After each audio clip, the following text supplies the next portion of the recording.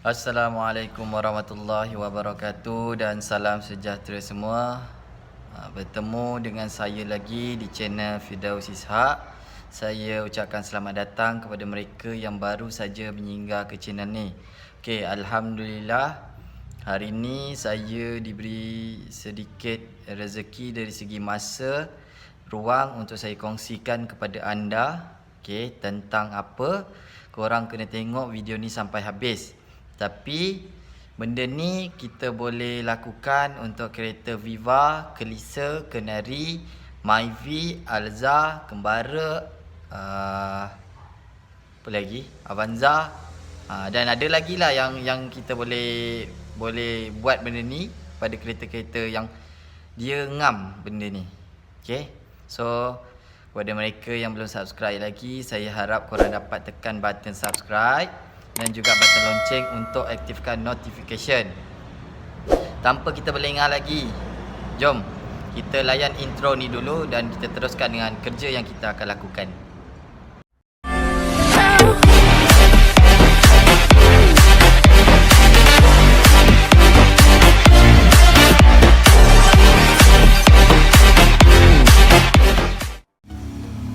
Untuk video kali ini saya akan ceritakan tentang SIM. Okey, macam sekarang ni yang saya buka ni kereta Pro 2 Viva. Okey, apa tu SIM? SIM bendanya macam mana? Inilah SIM. Okey. Inilah SIM, tapi kalau untuk kereta Kenari, Kelisa, kalau tak silap Kelisa, dia ada dua jenis. Tapi kalau untuk Viva, Alza, Myvi, dia samalah, satu jenis je dengan yang saya tunjuk ni lah. Okey. Tapi yang ini pun Kelisa, Kenari pun ada pakai So Kenari, Kelisa, Viva, Myvi, Alza, Kembara, apa lagi? Avanza. Okey, dia orang ada pakai benda alah ni. So benda alah ni dia pasang pada head. Kat head ni macam mana dia pasang? Okay, kita tengok ni. Benda alah ni dia duduk dekat sini. Dia jadi macam ni. Okay, dia jadi macam ni. Kita masukkan semua. Jadi dia tertutup lah. Dia tertutup. Okay, dia menggantikan rocker arm. Kalau kereta kancil, dia pakai rocker arm. Bila pakai rocker arm, kita kena adjust setiap kali rocker arm tu dia dah ada clearance yang banyak lah. Kalau macam pakai SIM ni, ambilkan magnet. Okay, kalau macam SIM ni, dia tak perlu adjust. Okay, dia tak perlu adjust. Tetapi korang tak boleh suka-suka nak pasang. Benda ni dia ada marking Benda ni ada marking. Kadang-kadang pomen-pomen pun silap pasang SIM ni. Dia orang tak tahu benda ni ada marking. Dia orang pergi tala je kat mana-mana.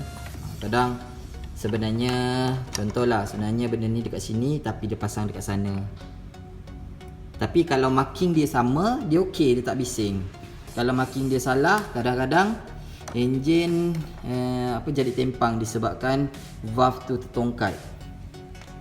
Tapi kalau terlampau longgar, macam dia satu lagi masalah, kadang-kadang dia bunyi kuat, macam bunyi tepet lah gitu. Biasa orang panggil bunyi rocker arm lah kan.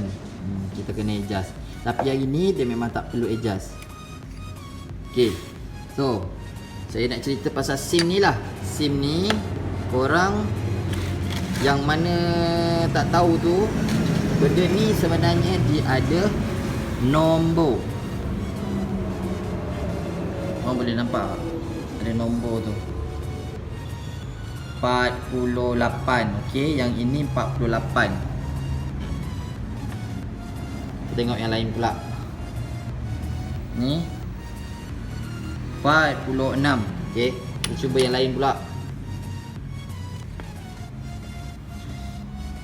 Ni 48.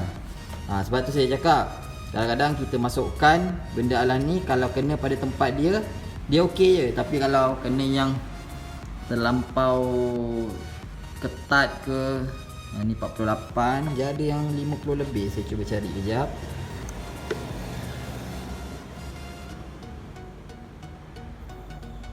Okey, korang nampak 54, ada 52, ni 48. Okey, saya ambil satu, saya bagi tahu kenapa benda ni dia nombor dia berbeza-beza. Okey, korang tengok ni, yang tengah dia ni, yang chrome tu, korang nampak kan? Okey, setiap nombor yang 52 ke 48 ke, dia berpandukan pada ketinggian yang chrome kat tengah tu. Sebab tu dia timbul. Benda alah tu, yang chrome tu, dia akan menekan pada bahagian valve ni. Okey, pada valve ni. So kalaulah katakanlah contoh, asalnya dia pakai 52, tiba-tiba korang pakaikan dia 60 dekat sini. So bila 60, tengah ni dia lebih tinggi, 60 korang pasang kat sini, jadi valve ni akan tertongkat, dia akan terbuka, jadi enjin tu akan jadi tempang.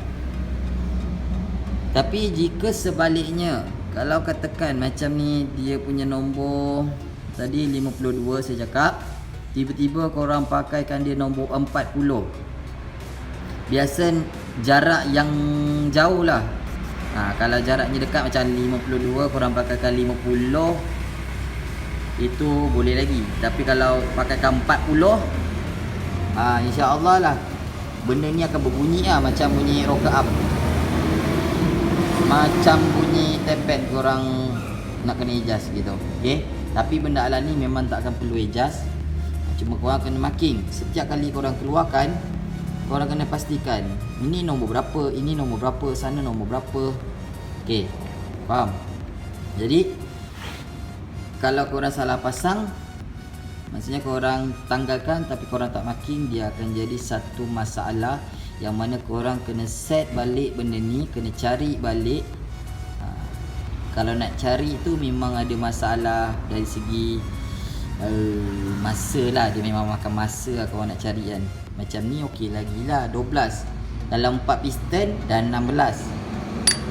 Bendanya kalau nak buat bukannya sekejap, bendanya buat memang lama. Okay, so korang kena betul-betul alert dengan benda alah ni. Sebab kalau korang salah pasang, sama ada enjin korang tempang ataupun enjin korang akan bunyi bising. Okay, lepas tu benda alah ni sebenarnya kalau katakan dia bunyi bising ataupun dia tertongkat ke, kita boleh pusing. Kita boleh cuba cari. Okey, kalau yang tahu, dia boleh pusing cari cara macam mana nak selesaikan bunyi tu. Tapi kalau kata dia tukar valve, dia tukar valve ni, yang tengah ni. Okey, dia dah tahu dah ini nombor 52 contoh katakan. Lepas tu dia tukar valve, masukkan 52, sebenarnya tak ngam.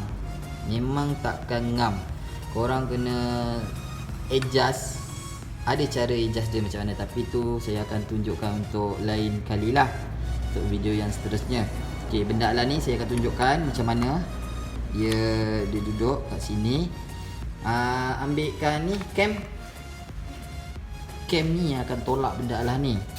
So bila benda alah ni terlampau banyak clearance, dia akan bunyi bising, dan jika tertekan dia akan terbuka valve tu. Okey, korang tengok ni sebagai contoh je lah. Saya dah tahu dah nombor dia berapa. Cuma korang tengok macam mana dia didudukkan cam tu lah. Ni cam yang ini. Okey, letak.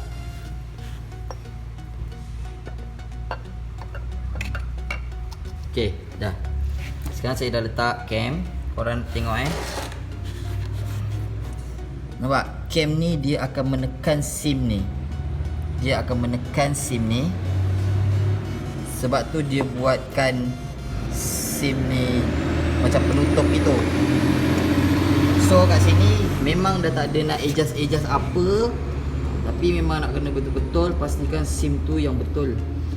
Kalau tak, memang masalahnya macam yang saya cakap tu lah, bising ataupun tempang mungkin. Okay, so harapnya korang faham lah kenapa kereta, contohlah kereta Viva tu dia bunyi macam SIM, tapi bila pergi bengkel, bila cakap nak adjust tepet tak boleh. Disebabkan benda alami lah. Benda alami bukannya boleh adjust suka-suka macam tu, dan kerjanya memang sangat rumit. Kalau bunyi bising gitu, biasanya korang pernah buat top overhaul, lepas tu benda ni salah pasang. Biasanya macam tu lah. Kalau tak pernah buat top overhaul, jarang lah benda ni nak teralih, nak terangkat. Sebab benda ni kalau nak buka, kena buka timing bell, baru boleh keluarkan benda alah ni. Sebab dia duduk bawah cam. Bawah cam ni dia ada join dengan timing bell. Jadi kerja dia sangat banyak lah. Okay, Alhamdulillah, secara ringkasnya macam itulah pencerahan tentang SIM untuk kereta-kereta yang moden sekarang ni lah. Okay, jadi diorang dah tak pakai rocker arm untuk adjust, diorang pakai SIM saja. Okay, tapi kalau untuk Proton, diorang pakai SIM yang hidrolik, jalan minyak. Ni untuk yang mana Toyota Pro 2, diorang pakai yang macam ni lah, pakai nombor punya lah kan. Dia lebih senang, tak ada istilah SIM tu macam hidrolik tu jam ke apa, tu tak ada lah. Okay, cuma korang kena jaga minyak, jadinya semuanya berjalan dengan lancar.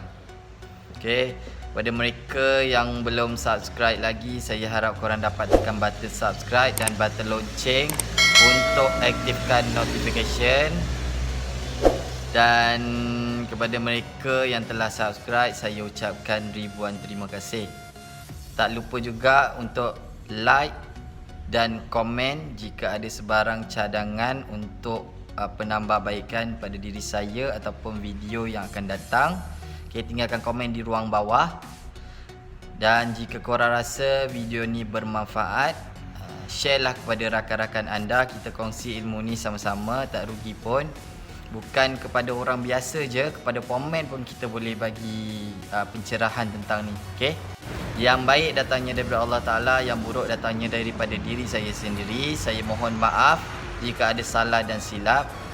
Bertemu dengan saya lagi untuk next video. Assalamualaikum.